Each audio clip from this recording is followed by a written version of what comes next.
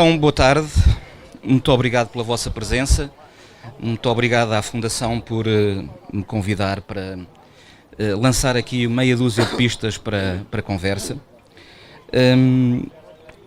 Nós estamos aqui para lançar este livro que se chama Vale a Pena, um conjunto de conversas com escritores da Inês Fonseca Santos, que além de jornalista é também autora de poesia e agora também de reportagem escrita.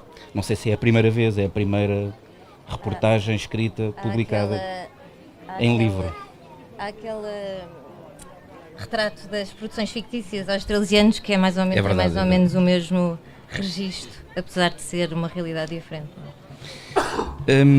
A Inês faz neste livro, este conjunto de conversas com escritores, andam à volta de lugares, desde logo o da liberdade intelectual, o do espaço físico, enfim, em que quarto, em que circunstância é que os escritores praticam este seu ofício, o lugar do aprendizado, que aprendizagem é que é preciso para se ser escritor, o lugar do dinheiro, que relação é que os escritores têm com o dinheiro, e um penúltimo capítulo com o mercado.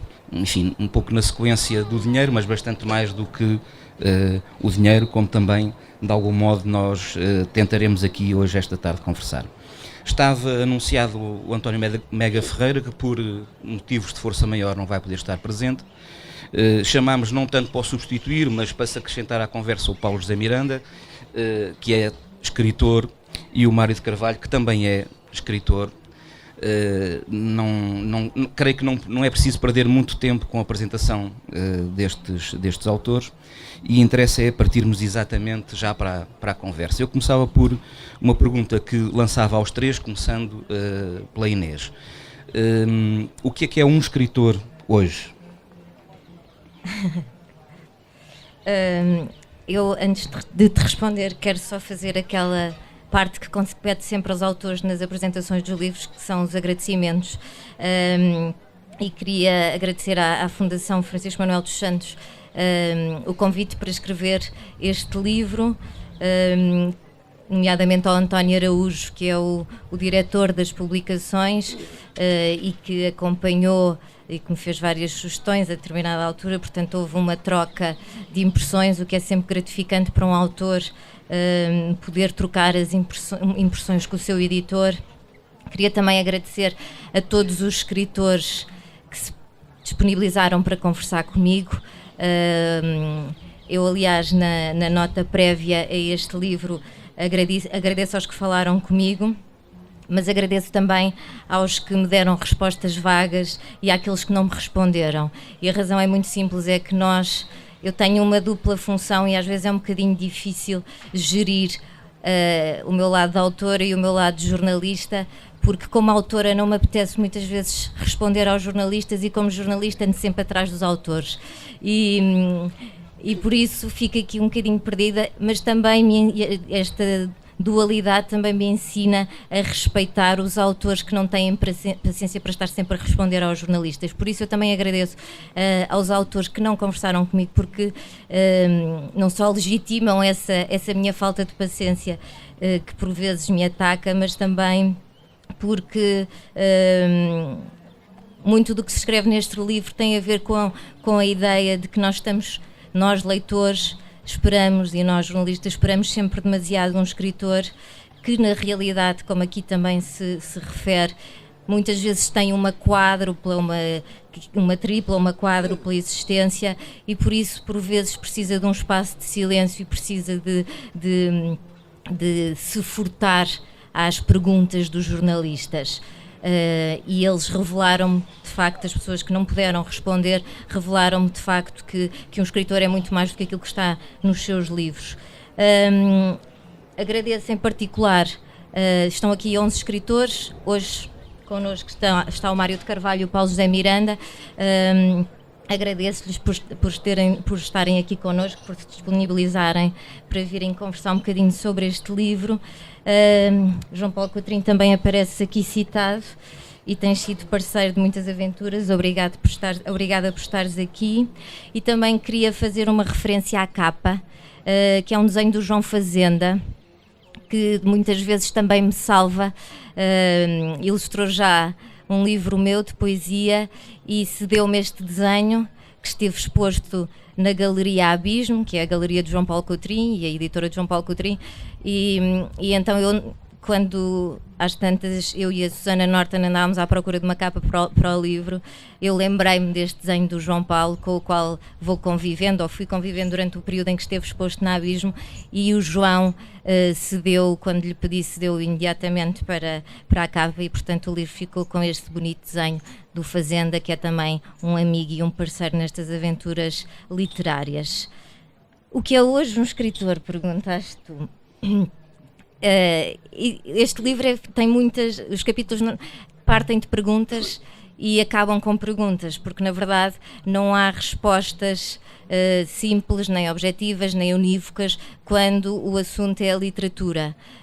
Há pouco o Mário de Carvalho dizia-me que há aqui uma multidão de vozes e muitas delas contraditórias, precisamente porque quando nós tentamos perceber o que é um escritor e qual é hoje o seu papel, muitos têm a ideia de que um escritor deve ter em conta a presença do leitor, que deve ter em conta a lógica em que está integrado hoje em dia, que é uma lógica de mercado, e outros furtam-se a isso, ou seja, não lhes escrevem apenas e não lhes interessa todo esse esquema que está montado e que se tem vindo a montar à volta da literatura e que de certa forma lhe é alheio à literatura.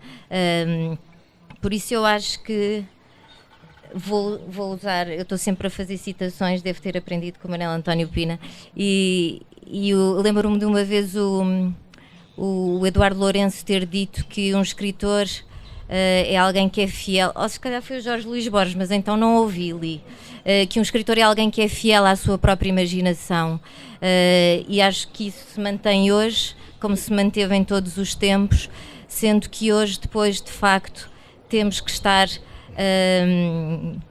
se calhar temos que fazer mais opções do que antigamente se tinha que fazer, não é? Antigamente um escritor escrevia o seu livro e publicava-o, aliás isto também com os escritores mais velhos, como o Mário de Carvalho, o Hélder Macedo, temos essa, aqui no livro eu tentei também revelar um modo como as coisas mudaram ao longo do tempo. O Mega Ferreira também já publica há muitos anos e também fala dessas alterações que houve na parte, nomeadamente na parte da edição e não tanto na parte da escrita, mas então hoje o escritor tem que fazer opções, ou seja, tem que saber lidar muito bem com esta frase que também aparece citada no livro, que no final da nota prévia, em que a Duras diz: escrever também é não falar, é calar. E parece-me que hoje em dia é muito importante para um escritor ter isto bem presente, que escrever é também calar, e saber identificar esses momentos parece-me que é hoje fundamental. Mário, se calhar começava já por si, ou melhor, continuava consigo por causa exatamente desta sua idade. Ou seja, já o escritor, nestes últimos 30 anos, mudou ligeiramente o seu papel, diria, social, não? Eu não sei se mudou o papel social, mas talvez se tenha agravado o desinteresse em relação aos escritores, em relação à literatura. Mas antes de irmos à sua questão, eu também gostava de dizer umas coisas prévias. E uma delas é de apreço pelo trabalho de Inês Fonseca Santos, que escreveu um livro extremamente interessante, extremamente vivo, não é? E que nos faz reconhecer muitas coisas, não é? Da nossa vida intelectual. Também gosto muito de estar consigo, Paulo Coutrinho, é um escritor com afinco. Eu gosto, um editor com afinco, e eu gosto disso, dos editores que se batem pelos seus autores e que deixam uma presença e uma marca muito própria, não é, no nosso meio cultural. E também o Paulo José Miranda, o meu confrade aqui presente, que é exatamente o contrário do que eu sou em muitos aspectos, porque se eu sou o escritor borralheiro e caseiro, ele é o trotamundos, não é? Uma espécie de Fernão Mendes que já andou por todo o lado, não é? De Hong Kong, Brasil, Turquia, bom, e por aí fora. e por aí fora. Agora parece que o temos entre nós, felizmente, durante algum tempo. Vamos ver, não é, para onde é que é a próxima partida e se é neste universo. Em relação à forma como isto tem corrido durante estes 30 anos, eu devo dizer, muito francamente, que não tenho grandes razões de agravo nem grandes razões de queixa. Tenho visto que a importância da voz pública do escritor, digamos, tem diminuído com o tempo e que, digamos, a comunicação social, isto é, que tem uma forte presença e uma forte influência na nossa sociedade, dedica cada vez menos espaço aos escritores, à literatura e os próprios jornais. Dá a impressão, por exemplo, de que jornais como o Público e o Expresso deem lá umas páginas a esses tipos, não é? E lá se preenchem aquelas 2 páginas, 3 páginas. E habitualmente copiando-se, e habitualmente indo buscar, quer dizer, ao que se faz lá fora no mundo anglo-saxónico.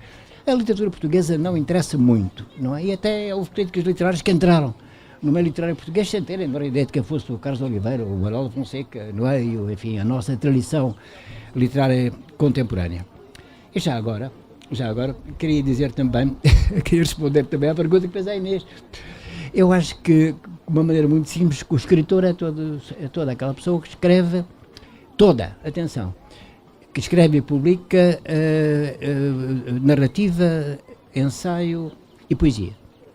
Não vou tão longe, não é, na definição como os anglo-saxónicos, enfim, que escritor vai até a publicidade e por aí fora, mas penso que escritor, no fundamental, é isto. Seja qual for a qualidade do livro, não é? Não vamos entrar aqui em critérios de qualidade. Isso é a questão que colocou-se há muitos anos na Associação Portuguesa de Escritores, quando alguém dizia, não, um livro desse não presta para nada, portanto não deve. Não, toda a gente que escreve e publica um livro, penso eu que tem, não o título, mas que merece a designação de escritor. E pronto, tinha a impressão que me posso ficar por aqui. Paulo, é melhor que se calhar inventares umas notas prévias para começar também. Sim, evidentemente. Agradeço muito o convite que foi feito. Agradeço muito à Inês Fonseca Santos de me ter convidado para fazer parte deste livro dela, onde o meu nome aparece ao mesmo tempo que o nome do Mário de Carvalho ou do George Steiner. Acho admirável e de facto, como o Mário já disse, é um livro muito interessante mesmo. É um livro onde há uma multiplicidade de vozes que muitas vezes nem sequer coincidem, não concordam, mas é um diálogo que não foi feito, mas que se estabelece no livro. Entre esses escritores, o modo como eles veem hoje, veem e sentem a sua própria condição de escritor e como as coisas estão ou evoluíram. Eu, embora, enfim, não sou velho nem novo, antes pelo contrário, mas eu publiquei o meu primeiro livro em 97 e depois em 98 publiquei 4 livros. E nessa altura era diferente, as coisas eram diferentes ainda. Eu julgo que há uma mudança, quando se muda para este novo século, há uma mudança a nível editorial e no próprio comportamento do escritor. Eu lembro-me que no final da década de 70, da década de 90, embora o escritor pudesse ou não ter uma importância maior, um peso maior no sentido público, mas havia outra coisa, o escritor resguardava-se mais. Era quase como que uma necessidade que as editoras não lançavam os escritores para programas de televisão. Um escritor não aparecia, usualmente, num programa de televisão à tarde. O próprio editor não achava isso bom. Hoje em dia, não. Hoje em dia o escritor aparece em tudo o que puder aparecer. Isto não é bom nem mau. É apenas uma diferença que eu constato. As coisas mudaram muito neste aspecto. Agora, em relação à pergunta, o que é para mim um escritor, hoje, e eu só vou responder por mim, e a minha resposta é muito diferente da do Mário. Eu respeito o trabalho das outras pessoas, mas para mim a escrita é hoje como era antes. É algo que nos faça pensar, algo que nos faça crescer ou que faça aprender. E neste caso pode ser um livro de eletrotecnia, mas que me faça aprender. E livros que não me façam aprender e que não me façam pensar não me interessam.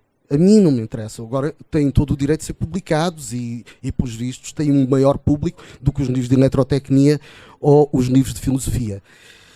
E é neste sentido que eu vejo, ou seja, escrever não é um entretenimento.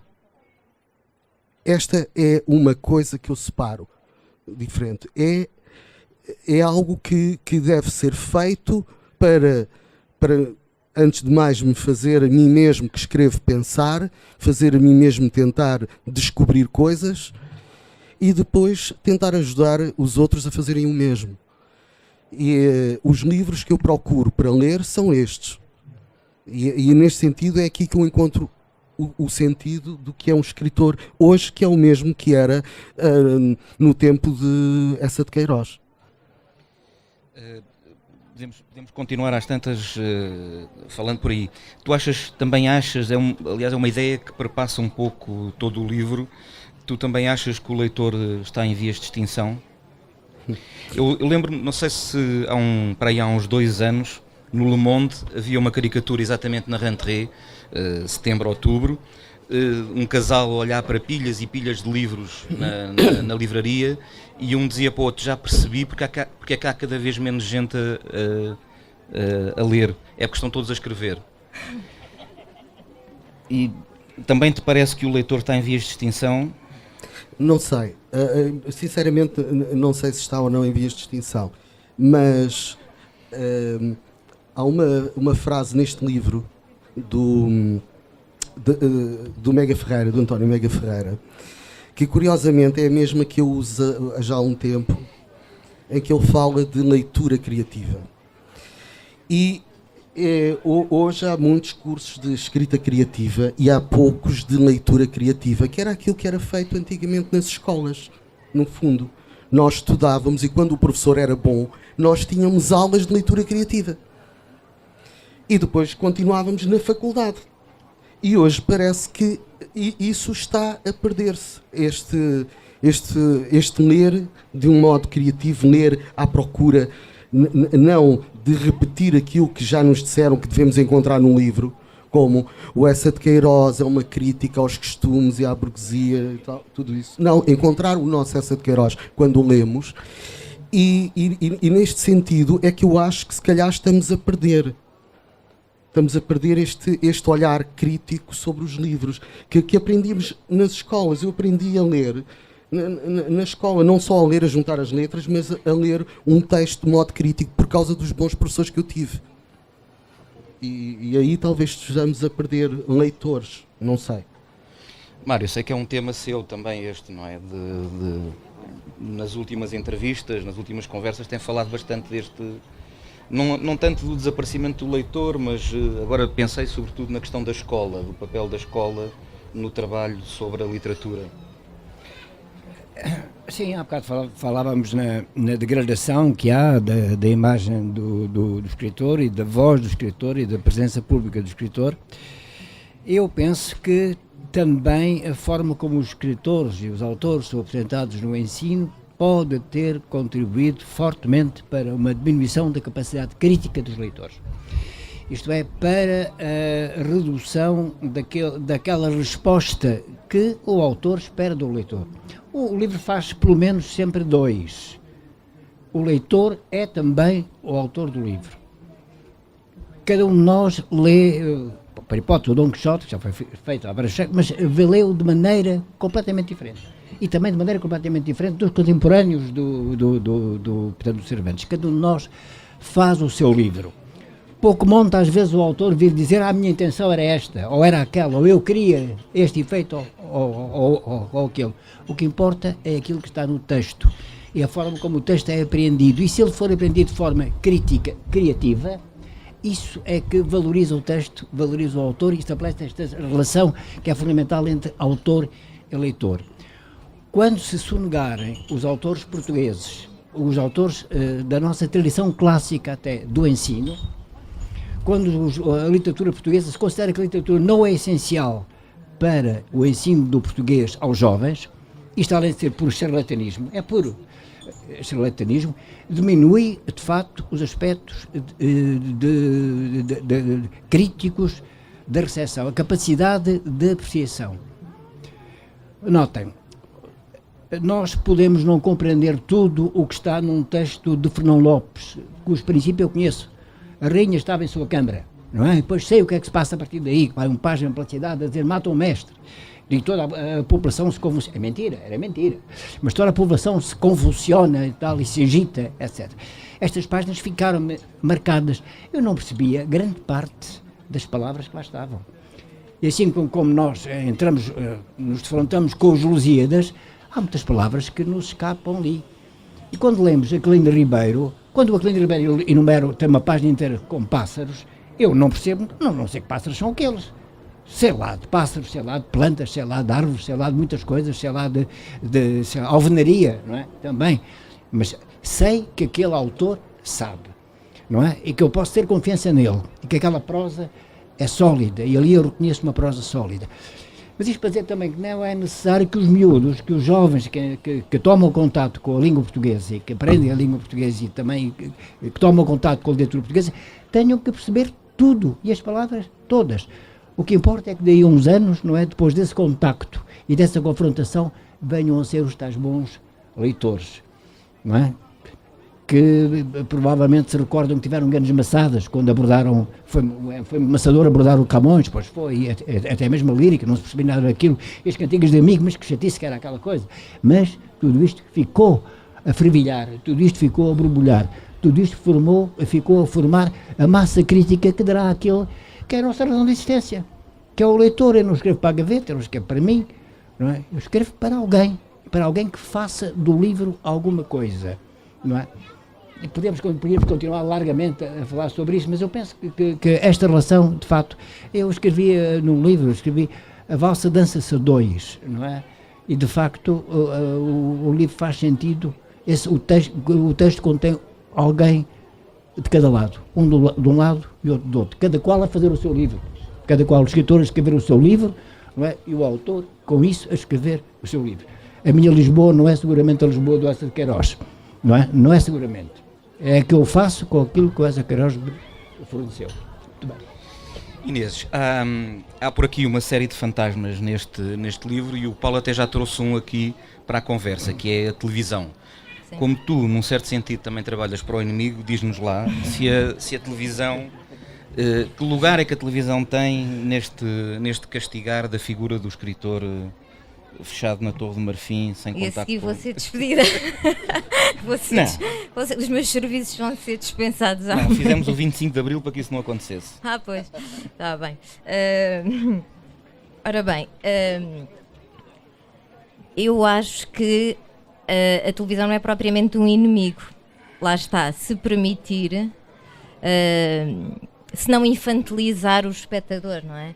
Se permitir que quem está a ouvir o escritor tem de facto acesso àquela voz, ou diretamente, por exemplo, numa entrevista nós podemos apanhar as pistas que o escritor nos tem a dar sobre um determinado livro, ou então através de um discurso que não tenta, que é hoje aquilo que muitas vezes é feito, não tenta simplificar o discurso do escritor, quer no livro, quer enquanto autor, nem tenta, portanto, não tenta desmontá-lo para que aquilo se torne acessível, porque os leitores, um leitor verdadeiro, não gosta de alguém que lhe faça a papa toda, não é? Que nós todos sabemos isso. Aliás, o Mário de Carvalho, no livro há várias páginas sobre isso, em que o Mário de Carvalho diz que gosta de encontrar um leitor que seja, como o Paulo disse, um leitor criativo, ou seja, que construa o livro com ele, com quem o escreveu.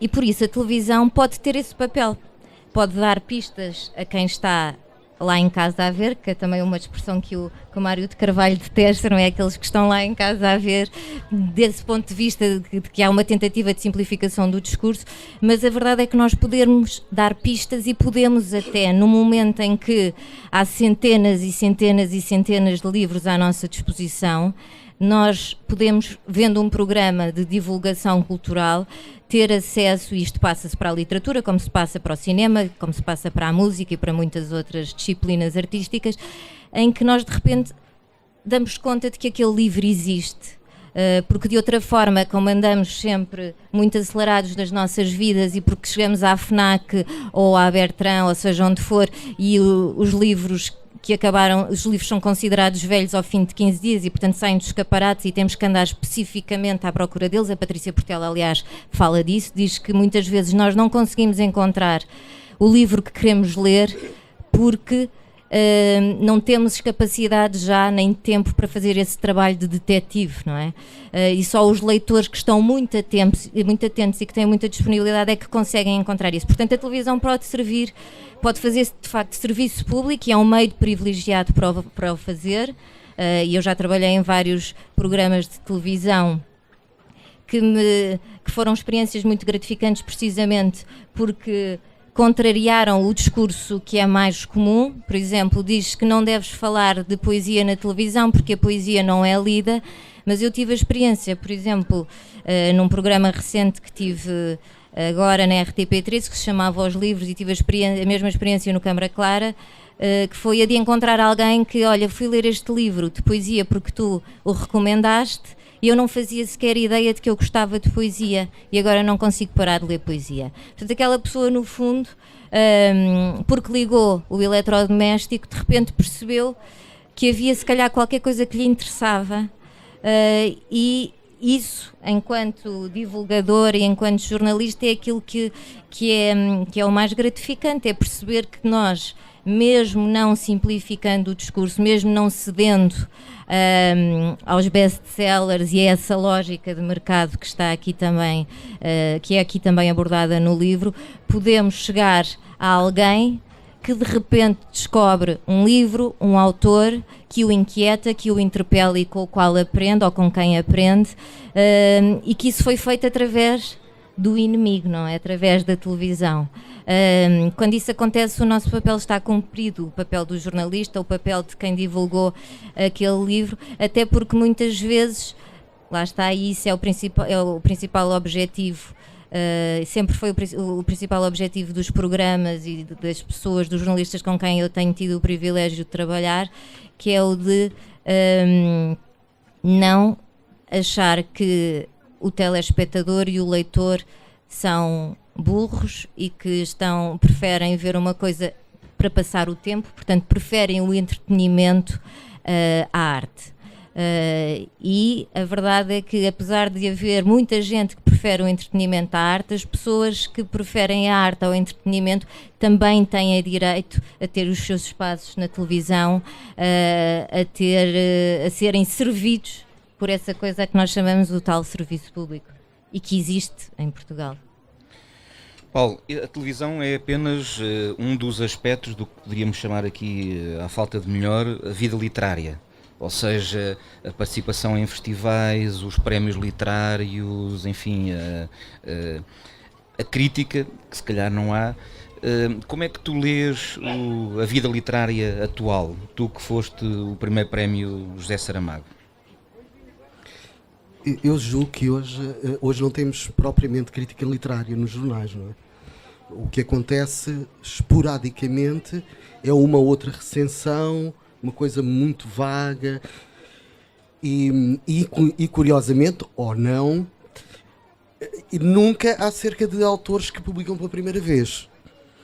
Porque a pessoa não sabe o que é que vai dizer, se é o primeiro livro daquele autor, não é? Então ninguém se arrisca a fazer contrariamente ao que acontecia, por exemplo, na década de 90.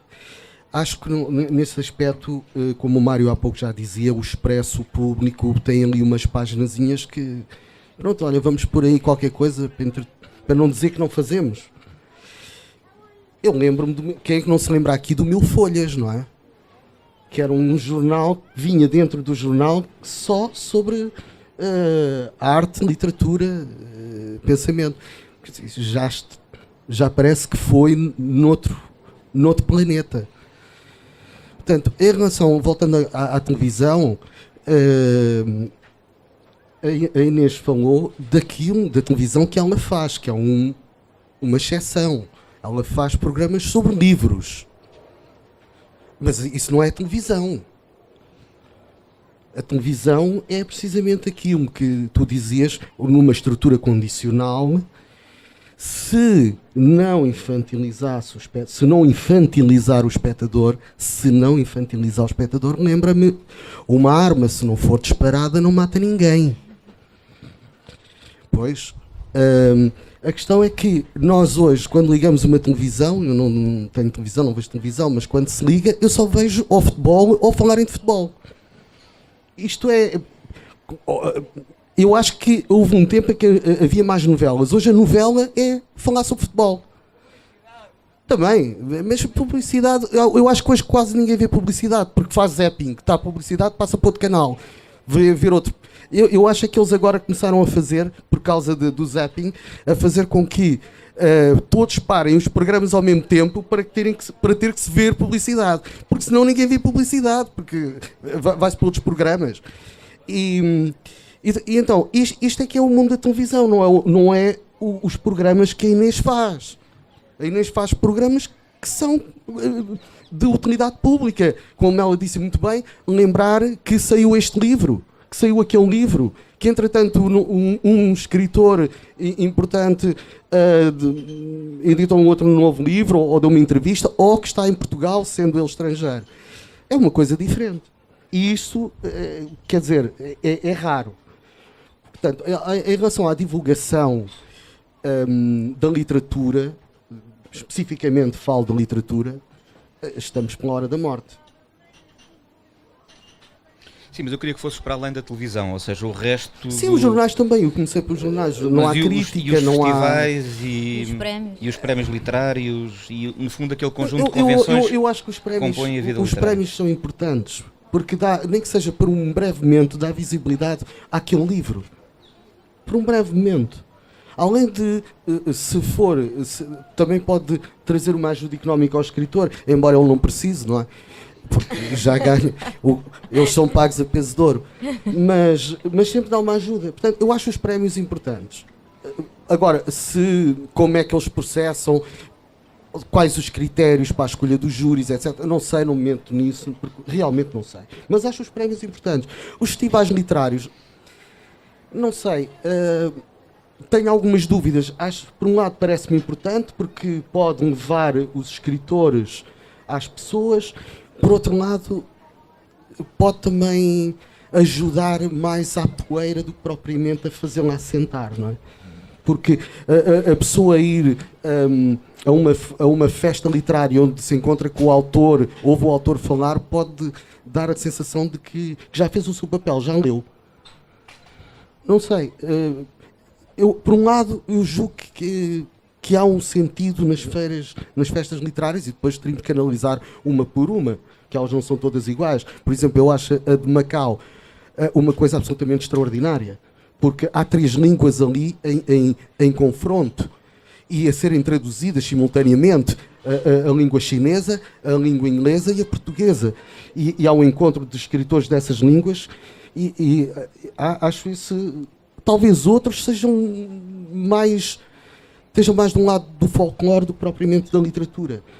Mas à partida parece-me bem. Aliás, se não temos a televisão a divulgar a literatura, se não temos os jornais a fazê-lo, bom, pelo menos que os prémios deem alguma visibilidade a isso e os festivais também. Mário, o que é esta coisa da vida literária, estas convenções dos prémios, é uma realidade com que está confortável ou nem por isso? Bom,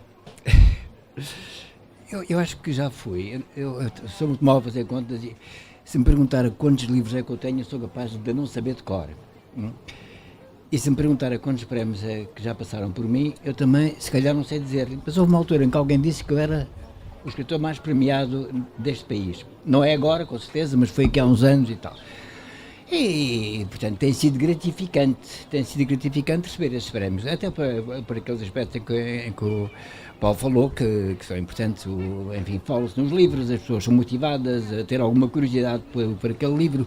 Quando o júri do prémio é um júri de prestígio, isso também é gratificante para o autor, não é? É um estímulo, e não deixa de ser um estímulo.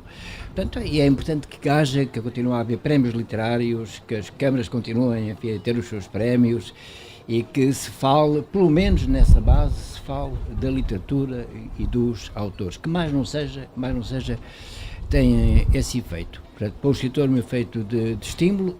Olha, valeu a pena, é a tal pergunta que se faz, mas se calhar vale a pena continuar com isto. Pessoalmente, eu não faço parte de júris por uma questão de princípio, portanto, houve uma altura em que fiz, já há muitos anos, mas depois decidi que não tinha o direito de julgar os meus pares. Não me comprometo nessa posição de estar a julgar os meus pares. Quanto aos outros aspectos, a minha posição é pessoalíssima e, portanto, eu não recomendo a ninguém, tenho que ver só comigo. Isto é, eu não gosto de me deslocar, por exemplo, eu não gosto de ir a festivais e aborrece-me estar fora de Lisboa, aborrece-me fazer viagens e, portanto, enfim, já estou um bocado farto de me ouvir também, não é? Já há muitos anos que eu falo e já não posso ouvir-me também.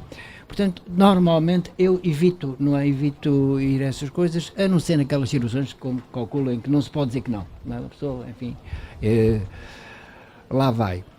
Mas acho bem que, enfim, que existam, que se promovam os autores também assim. Parece-me que pode estar, tudo tem o seu preço, não é? Tudo tem o seu preço, tudo tem os seus inconvenientes. Os festivais também podem levar a que existam autores festivaleiros e digamos que se tome como mais importante aquilo que o autor diz, ou a forma como se exibe, ou a forma como está, do que propriamente aquilo que ele escreve, e pode ser também que eventualmente se considere que é um sucedâneo, a frequência dos festivais ou o circuito dos festivais, um sucedâneo para a leitura, não é? Que é sempre, enfim, um ato solitário, de certa maneira, não é? Do encontro consigo próprio e com outro autor, e com o autor.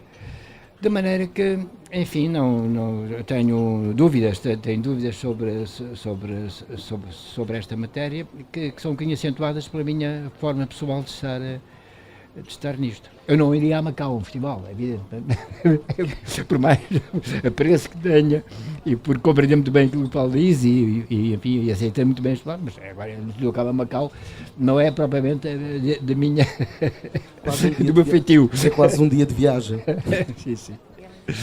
Apesar de tudo, há muita diferença e ultimamente até tem sido bastante diversificado, acho eu, tem sido mais diversificado o tipo de festival, embora predomine um certo festival que se limita ao encontro não muito próximo entre o autor e o seu público leitor. Apesar de tudo, tem havido um conjunto de experiências, tem acontecido um conjunto de experiências que permita alguma variedade, se calhar não tanta quanto seria desejável, enfim. E as bolsas literárias, já agora, que é um detalhe neste contexto da vida... Eu sou absolutamente a favor. Bati-me em tempos para que elas existissem, não é? Na altura das primeiras, agora, não é? Exatamente, das primeiras bolsas literárias, depois foram interrompidas.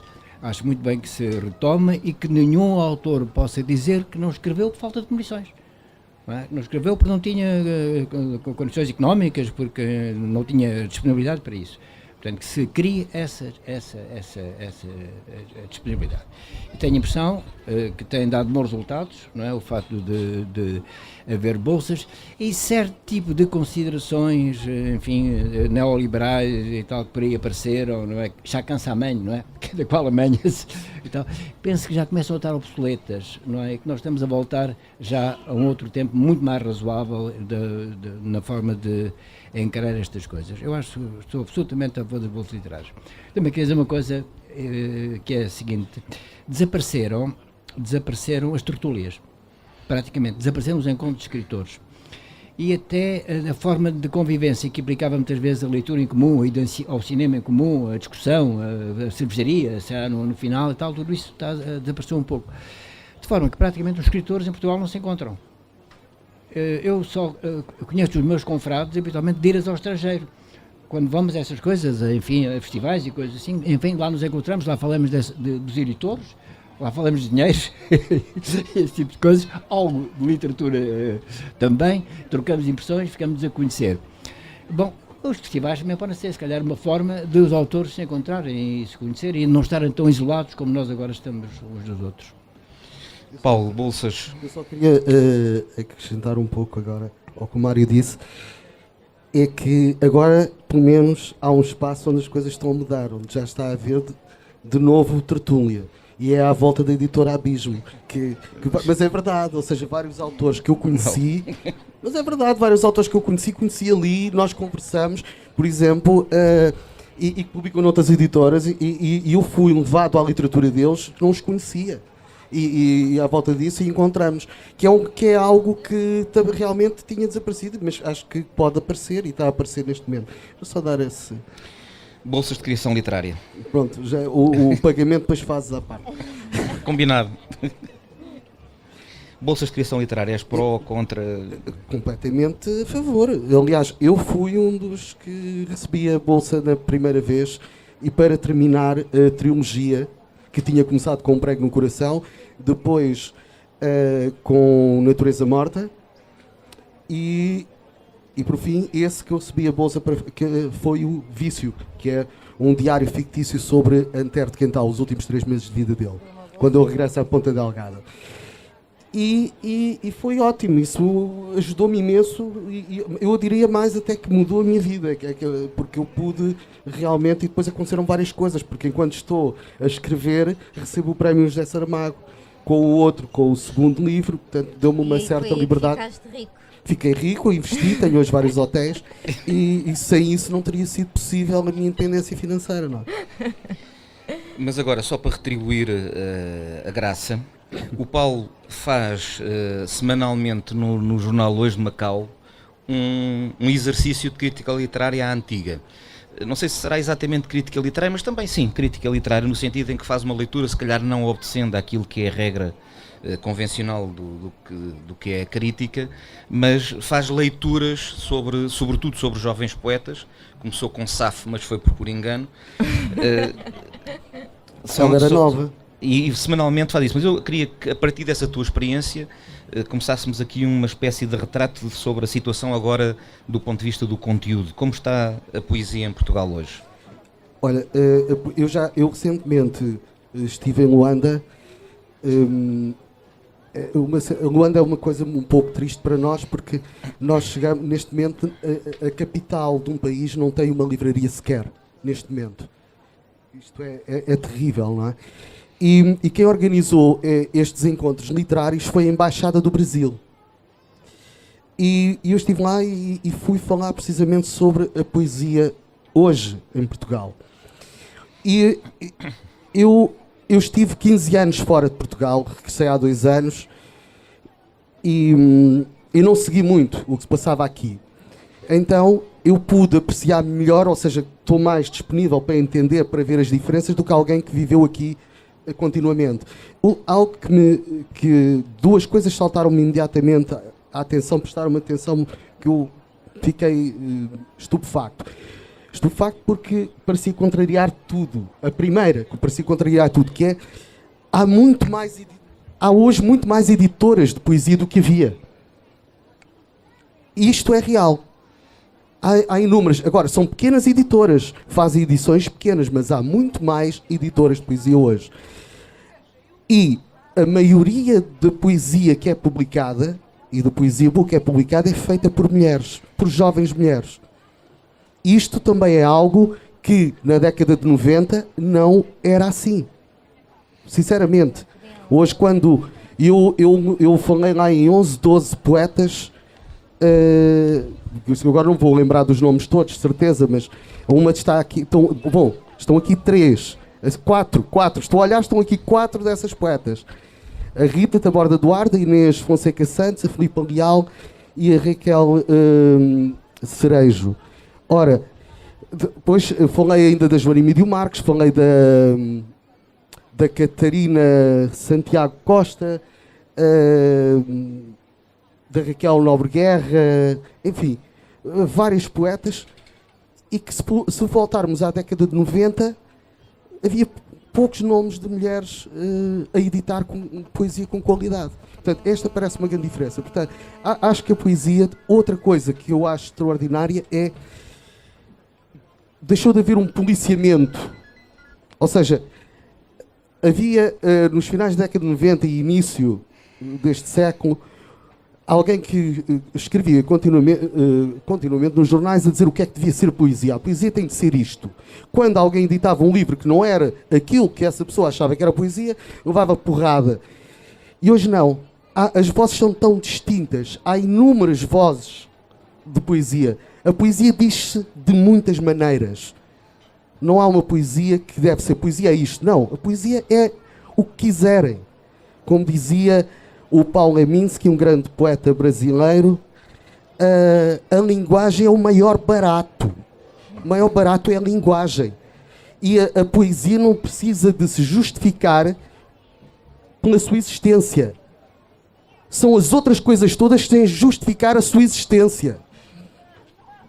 E acho que hoje a poesia em Portugal alcançou isto que o Paulo Leminski dizia. Ela diz de tantas maneiras, é de facto um exercício de linguagem, de tantas maneiras que ela se expressa.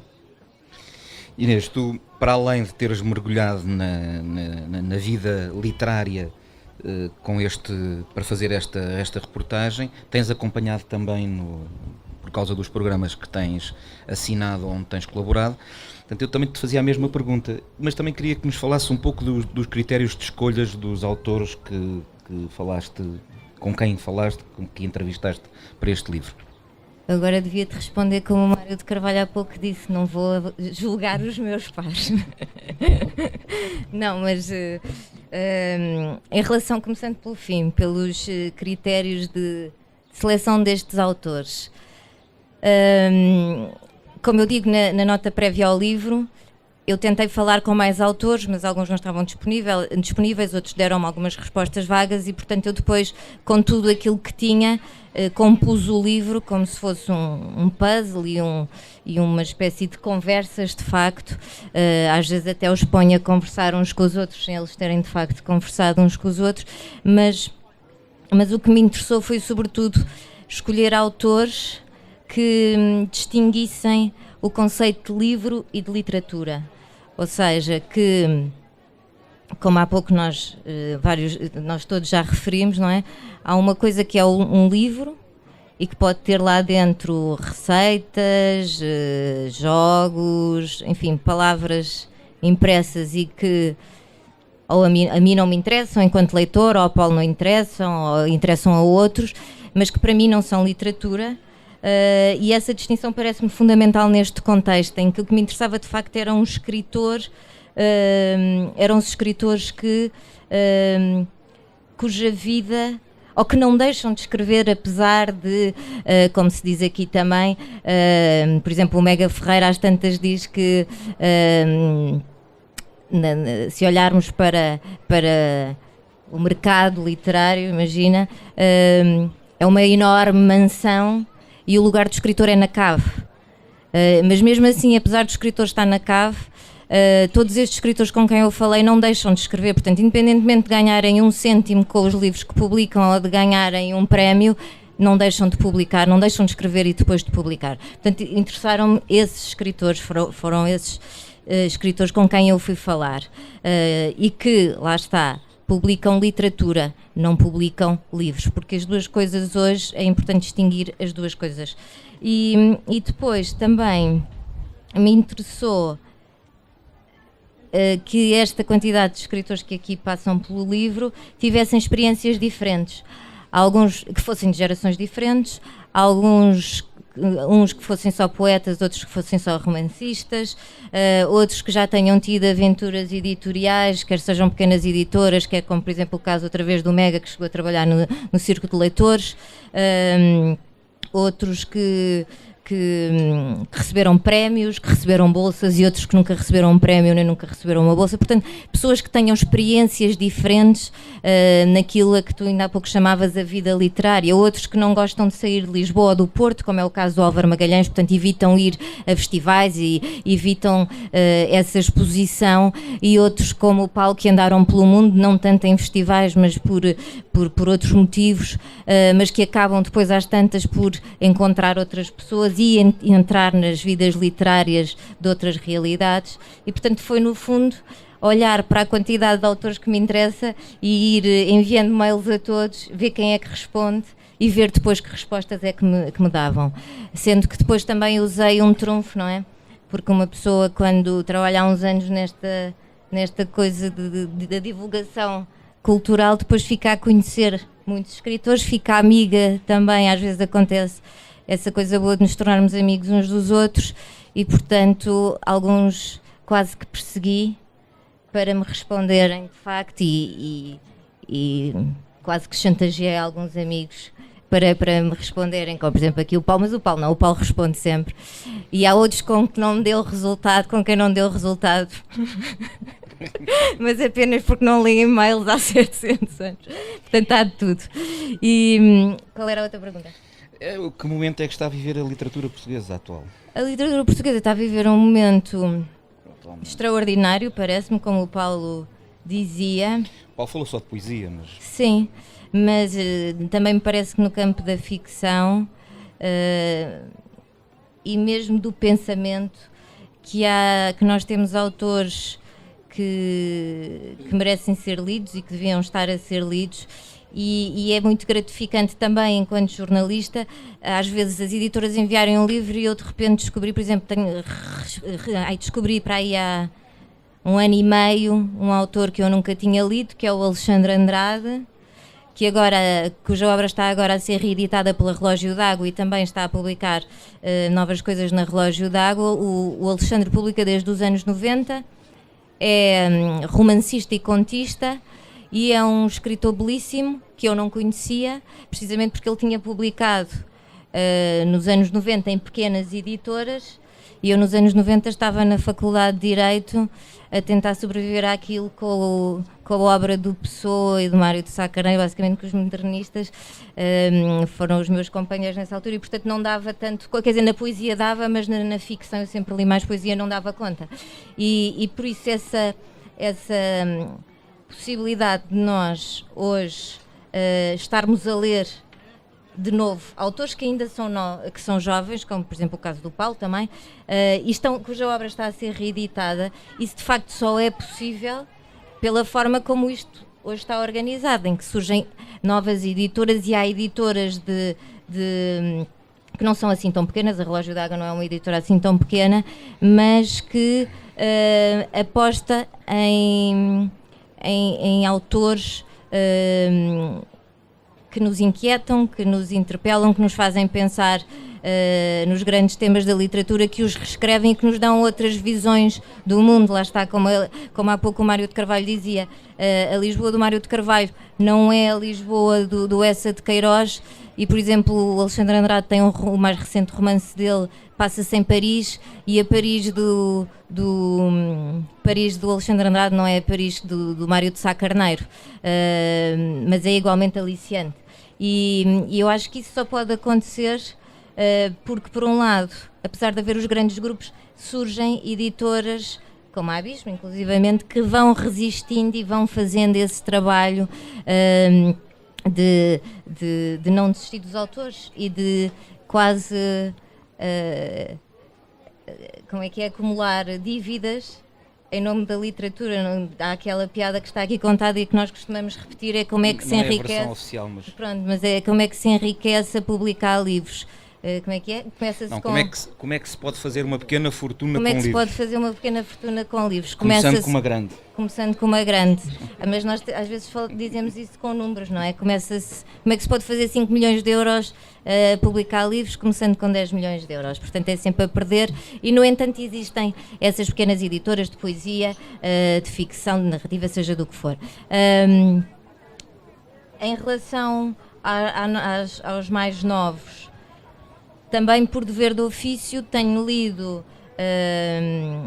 a poesia, eu leio sempre, mas confesso que leio menos romance, sempre li os clássicos e sempre li nomes que me acompanham e que já existiam quando eu tinha nascido, não é? Como o Mário de Carvalho, mas sempre tive mais apetência pela poesia e portanto é uma coisa que eu acompanho desde sempre e de facto hoje em dia há mais vozes femininas mas isso também, no outro dia eu e a Rita Taborda Duarte estivemos numa discussão em que se falava sobre isso.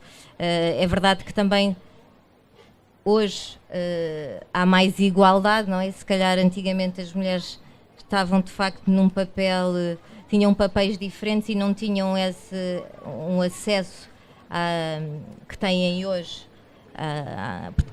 à vida na sua totalidade.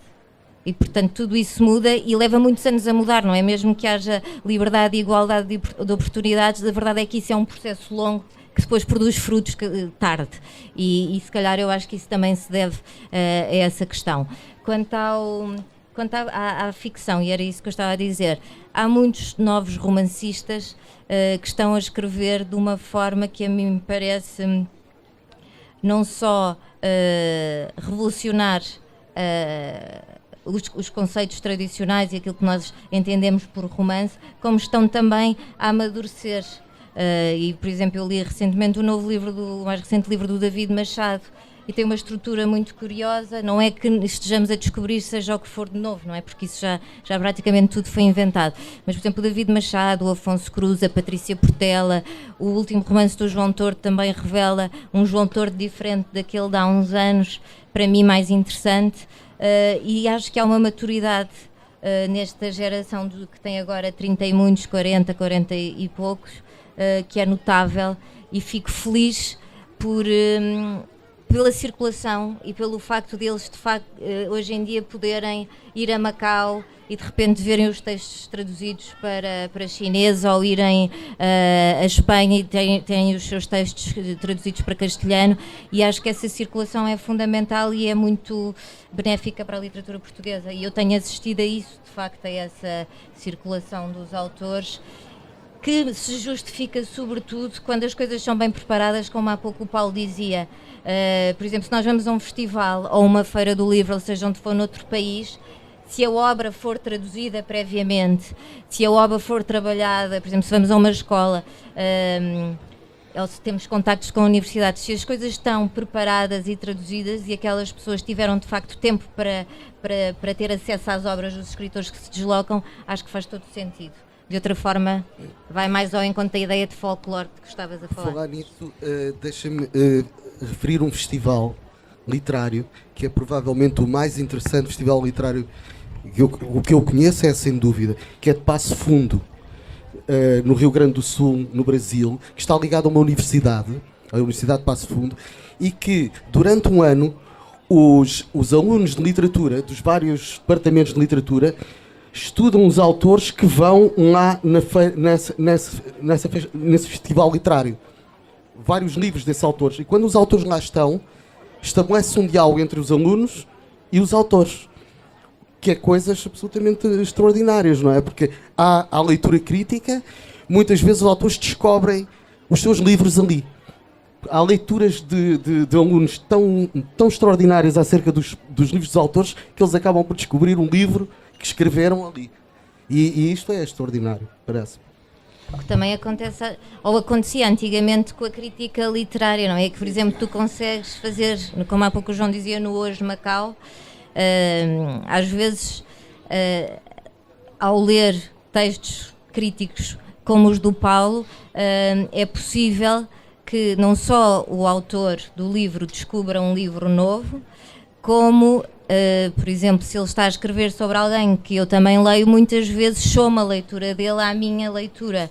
E isso, de facto, também é muito, muito gratificante para um leitor, não só para o autor que vê o seu livro ser abordado de uma forma crítica e criativa, mais uma vez, mas também enquanto leitor, porque nós às vezes procuramos, de facto, porque a literatura é tão complexa às vezes, que se nós lermos o mesmo livro várias vezes ao longo da vida, vamos descobrindo sempre coisas novas. E de facto aquilo que o Mário dizia há pouco, da importância das tertúlias e de ter crescido também enquanto autor e leitor nessa fase em que se partilhava muito, em que se ia ao cinema e a seguir ia-se para a cervejaria ou para o restaurante ou para o café conversar sobre o que se viu, nós poderíamos encontrar de facto hoje essas outras visões do mundo e aquilo que se descobriu num livro ou num filme ou numa canção, também lendo artigos nos jornais ou ensaios, seja o que for. Infelizmente não há espaço hoje nos jornais para isso, mas ainda há exceções, lá está, os textos do Paulo no Hoje Macau revelam bem isso. Mário, a mesma pergunta, como é que lê a literatura portuguesa atual? Um bocado desatualizadamente. Digamos que eu não tenho a preocupação de ir acompanhando aquilo que se vai publicando. Penso que há um conjunto de bons autores que prometem, digamos, ser uns autores bastante representativos nos próximos anos. Não é? Podíamos citar aqui vários nomes, mas o problema de citar os nomes é que depois ficam sempre alguns de fora. Mas creio que sim, e é bom que isso aconteça. Porque houve uma certa altura de vazio em que parecia que nada estava a passar. E, digamos, é a partir aí dos anos 2000, 90, 2000, começaram a surgir novos valores e alguns, enfim, com algum impacto e que são bastante lidos. Isso é bom que acontece e que nós estejamos, que não seja apenas a minha geração, já com 70 anos, digamos, a estar no terreno, não é? É bom que haja mais gente e que uma literatura já tem 8 séculos, não é? Que já vem em 8 séculos e tal, não é? Vá tendo continuidade. Muito de bem. Poesia não falo, porque, enfim, isso é coisa de alquimistas e de bruxos, não é? Mas já era tempo, não é? Até pelo que está a acontecer, pela reemergência da poesia feminina, de recomeçar a haver poetisas e não poetas, não? Não sei, mas se calhar esse é um bom pretexto para abrirmos a conversa, portanto, a esse lado da assistência. Podem portanto, falar as poetisas, mas estão a fugir as poetisas. Já está ali uma senhora a querer fazer uma pergunta. Quem? Aquela senhora.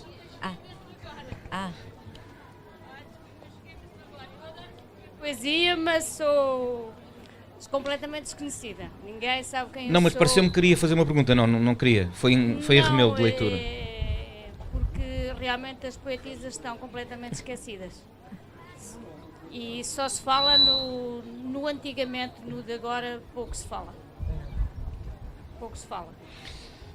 Não sei se querem responder ao comentário, não é exatamente uma pergunta, mas não. Já, num certo sentido, já está aqui outra senhora aqui à frente. Boa tarde. Eu gostava de, já que falaram da televisão e consideraram como inimigo, embora o trabalho da Inês Fonseca Santos não seja o trabalho de uma inimiga, eu gostava de lembrar outra forma de divulgação da literatura que não foi aqui referida, que é das redes sociais. O Facebook, podem achar que é um inimigo, mas eu, por exemplo, conheci o Paulo José Miranda através do Facebook. Porque o Facebook tem uma vantagem enorme. É que, por exemplo, um amigo meu mandou-me um texto do Paulo e eu olhei para aquilo e ele disse: o que é que achas? Eu disse: isto é muito bom. E então eu partilhei o Paulo, não sei por quantos amigos do Facebook, o texto seu, claro que era um excerto, mas apesar de ser excerto, divulga-se já o estilo do autor, divulga-se já as características da sua escrita e depois apela à leitura desse autor. E isso faz-se muito em relação à poesia. A poesia é a mais partilhada hoje em dia no campo da literatura. Porquê? Porque é um texto curto. E os textos curtos são os mais divulgados. Porque ninguém no Facebook tem paciência de ler um texto enorme, até porque aquilo é mesmo de pôr likes e passar à frente, partilhar. Mas isso é a rede social. As redes sociais são veículos de grande divulgação da literatura. É claro que é preciso saber escolher, como a televisão, o que é que se deve escolher dentro da televisão, os programas. Nas redes sociais, quais são as páginas que devemos ter connosco para divulgação. Eu tenho muitas páginas de literatura, evidentemente, e os meus amigos também não são propriamente pessoas que não liguem. Mas isto é um veículo enorme de divulgação. Eu conheci o Paulo através do Facebook. Muito obrigado. Queres falar? Queres? Quer dizer, curiosamente está um bocadinho ausente do livro a questão das redes sociais. Muito obrigado. De facto, eu acho que o Facebook pode ser um instrumento de divulgação muito bom, sem dúvida. Eu uso o Facebook muito mais para isso do que para outra coisa, realmente. Mas também não teço quaisquer comentários acerca do uso que cada um faz do seu Facebook. Queres dizer alguma coisa? Eu não tenho microfone Boa tarde. O homem abandonou a palavra, e nomeadamente porque por causa disso é que nós estamos na situação que estamos a atravessar. O princípio é o verbo, a verba. Indústrias universitárias formam peças para a manutenção de um sistema canibal antropófago. Pagamos para morrer? Pagamos para ela morrer? Eu estou a afirmar. Sim. Não, espera um pouquinho. Isto é uma situação que realmente pode parecer um primeiro passo difícil de ultrapassar, mas o homem se fortalece na diversidade e de maneira que... Obrigado. Qual foi a última que disse, desculpe? O homem se fortalece na diversidade. Não percebi, peço O desculpa. homem se fortalece na diversidade. Ok, entendi. Bom, em relação a que abandonámos a palavra, não me parece... eu não vejo assim, até porque... agora, há alguma verdade nisso. Nós não abandonámos a palavra, mas ela ficou mais escondida. Porque devido à indústria forte, cada vez mais crescente do entretenimento, realmente a palavra está mais escondida, mas nós não a abandonamos. Quanto se o homem se fortalece na diversidade, sim, é verdade, fortalece, mas não é necessário haver maus tratos, nós já os temos, mais maus tratos para nós escrevermos. Nós damos-nos muito bem com os maus tratos que já temos. Mais alguém? Sim, sim. Só para dizer que me parece que é da mínima justiça mencionar aqui os maravilhosos programas do Luís Caetano na Antena 2, através dos quais muita divulgação se tem feito de muito boa literatura. E eu não ficava bem comigo própria se não mencionasse. Não sei se concordam. Muito bem. Concordamos, sim senhora. Aliás, o Luís tem sido meu parceiro em vários programas de televisão e na rádio tem de facto um trabalho notável e por isso, como é evidente, como há pouco dizia aquela senhora, tanto na televisão como na rádio, como no Facebook, em todos os meios que nós temos para divulgar, seja o que for, há a necessidade de escolher, não é? E portanto, é em função daquilo que... eu não critico, como o Paulo há pouco dizia, quem usa o Facebook para outras coisas. A mim interessa-me usar o Facebook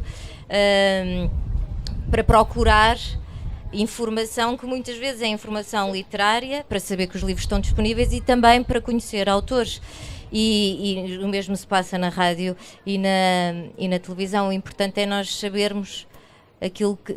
ou encontrar os programas que nos interessam e que nos interpelam e que nos dão as informações que nós procuramos e que nos interessam.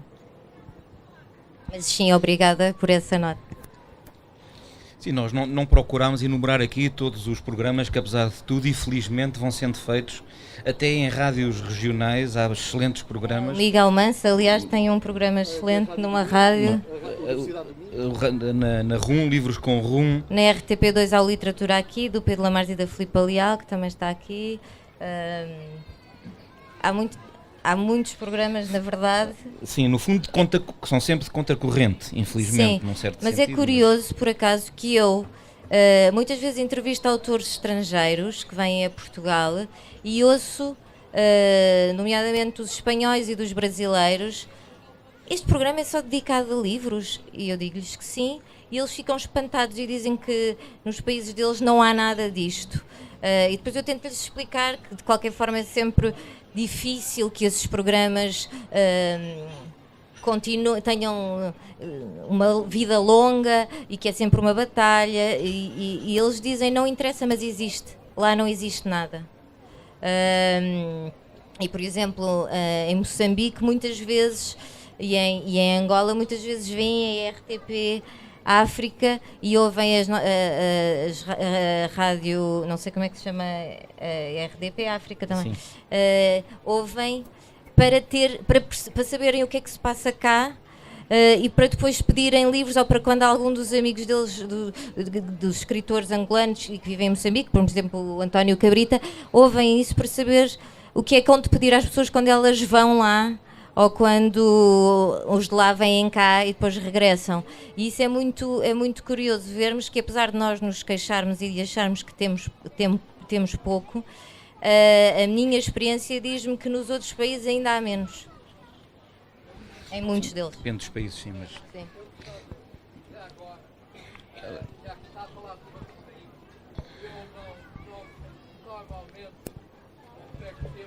A televisão portuguesa no domínio de literatura, mas, por exemplo, sigo a francesa Bernard Pivot, por exemplo, que conseguiu, durante mais de uma dezena de anos, levar os principais escritores de expressão francesa. Acho que devia de haver na televisão uma preocupação de qualidade, que de resto se vê bem. Parece que eu não vejo, mas hoje dizer, os telenovelas, que é uma coisa bastante pouco interessante, e os concursos, que não compreendo como é que há tanto dinheiro para dar nos concursos. Na televisão francesa há concursos semelhantes que dão menos dinheiro, não tem comparação e que têm outro nível. Eu acho que devia de haver, da parte das entidades reguladoras, uma preocupação de aumentar um pouco o nível. Nós sabemos que o povo português cada vez está com menos nível intelectual, mas é melhor tentar ultrapassar essa situação. Deixe-me dizer-lhe, sem ser um comentário direto àquilo que acaba de dizer, que a RTP ressuscitou recentemente numa iniciativa que me parece louvável, a coleção de livros RTP de boa memória. Os tempos são outros, certamente não estará a fazer o mesmo furor, inclusive o Mário já foi reeditado também nesse contexto, e claro, há sempre exceções. Estou-me a lembrar também, porque estou a ver o António Queiro, que agora apresenta semanalmente, não é? Semanalmente na RTP2, um conjunto de clássicos de filosofia, num programa muito especial, muito peculiar de 2 minutos. Portanto, apesar de tudo, convém não deitar fora o menino com a água do banho, não é? A televisão pode ser um aliado, e é verdade que é um pouco o tom que acaba por acontecer, e é que é mais ou menos generalizado entre os escritores, pelo menos estes que foram aqui entrevistados, esta pelo menos desconfiança em relação à televisão. Não sei se há mais alguma intervenção, senão eu ainda tinha uma última pergunta para fazer, antes de relembrar que a Inês está obviamente disponível para autografar os livros que estão aqui no stand da Fundação. Entretanto já temos o António Araújo e portanto a gente pode agradecer-lhe de viva voz, pelo menos no que a mim me diz respeito, o prazer de participar modestamente neste trabalho que ele está a fazer extraordinário nas edições da Fundação Francisco Manuel dos Santos. Mas eu queria ainda uma última ronda para, quer dizer, enfim, é uma pergunta que me parece óbvia. Vale a pena? Vale a pena, Mário? Eu interrompo-me. mas nota, eu tenho 73 anos, não é? E portanto, quando se trata do próximo romance ou do próximo livro, eu penso sempre, bom, mas valerá a pena voltar a este circuito, não é? Bem, se for para deixar alguma coisa de novo, quer em relação àquilo que eu já tenho escrito até agora, quer em relação àquilo que por aí se vai fazendo, vale a pena. Se for para estar a repetir-me ou apenas para ter mais um livro, eu não penso que não, na parte que me toca. Portanto, ainda estou a considerar todas essas hipóteses. Agora, que o livro da Inês vale a pena, isso posso dizer com toda a certeza e com todo o vigor. Paulo. vale a pena. No meu caso, eu escrevo para aprender, não é? Portanto, não tenho outra saída se não escrever. E eu não me vejo, não consigo ver a minha vida fora disso. Sem estar a ler e sem estar a escrever. Portanto, a pergunta, eu entendo a pergunta, se vale a pena, mas é uma pergunta que eu nem sequer coloco. Era como se colocasse a pergunta se vale a pena estar vivo. Quer dizer, não foi posta a possibilidade de não estar vivo. Não me foi posta. Foi-me imposta. Do mesmo modo que me foi imposta esta condição de escrever e de aprender com a escrita. Ou seja, de eu me descobrir a mim mesmo, descobrir os outros, através da escrita, do ler e do escrever. Foi-me imposto. Não tive escolha. Que é uma resposta que muito agradará ali à minha mulher. O não tive escolha. Inês, valeu a pena? Eu acho que vale... Está a ligar? Está a ligar? Tá. Eu acho que vale tanto a pena. Aliás, o último capítulo chama-se Vale Tanto a Pena. E vale a pena porque, como o Paulo dizia, a condição, o escritor não consegue escapar a essa condição, como também há pouco eu referia, mesmo que não ganhasse nada com isto, nenhum destes escritores com quem eu conversei iria deixar de o fazer, de escrever. O António Cabrita diz aqui às tantas, disse-me, e eu cito isso no final do livro, que em relação a esta ideia de um escritor poder ou não deixar de escrever e de valer ou não apenas escrever, ele às tantas diz que o que se passa, que não é possível espreitar o que se passa dentro do escritor quando tudo é uma lava e se ela vem o vulcão baixa as orelhas. Eu acho isto muito bonito porque de facto era aquilo que o Paulo ainda há pouco dizia, não é possível nós escaparmos àquilo que nos inquieta, e escrever é essa tentativa de tradução do mundo a partir das vivências. O Paulo também costuma dizer que nós não escrevemos aquilo que nos acontece, mas escrevemos com o que nos acontece, e portanto é a forma de que o escritor arranja de traduzir aquilo, porque as suas experiências, porque aqui também se diz que não há escritor fechado na cave, também é um mito que se tenta desconstruir aqui. Portanto, de facto, os escritores precisam do mundo e precisam dessa tradução que é, por natureza, também uma tradução pessoal e é uma procura de uma voz que, por muito que nós tentemos calar, é uma voz que não se cala e que é desassossegada. E, portanto, eu acho que vale a pena, como é evidente, senão não me tinha sequer proposto a escrever este livro. Se isto fosse uma missão em que eu soubesse que os escritores me iriam dizer não, isto não vale nada a pena, estou farto disto, vou deixar de escrever, eu provavelmente não me tinha aventurado nisso. E no fundo aquilo que este livro pretende é também revelar essa tensão daquilo que um escritor é, não é? E a tensão em que se encerra um escritor, que é a ideia que também às tantas surge aqui, que é a ideia que é uma ideia da Marguerite Duras, que ela diz: escrever é tentar saber aquilo que escreveríamos se escrevêssemos, só o sabemos depois. Portanto, se escrevêssemos antes. É a interrogação mais perigosa que nos podemos fazer, mas é também a mais corrente. E, portanto, o escritor é esse contrassenso. É nós tentarmos andar atrás do desconhecido, sendo que desde crianças que nos dizem que cuidado com os estranhos, cuidado com os desconhecidos, não falem com os desconhecidos. E os escritores fazem isso mesmo, falam com o desconhecido e com os desconhecidos. Muito bem, nós estivemos muito longe de esgotar o conjunto do livro, que apesar de ser aparentemente pequeno, é bastante denso. Portanto, convido-vos vivamente a que entrem neste retrato do que é a condição do escritor hoje em Portugal. Por vós não sei, eu sei que por mim este pedaço de tarde valeu a pena. Muito boa tarde e obrigado. Obrigada. Mário.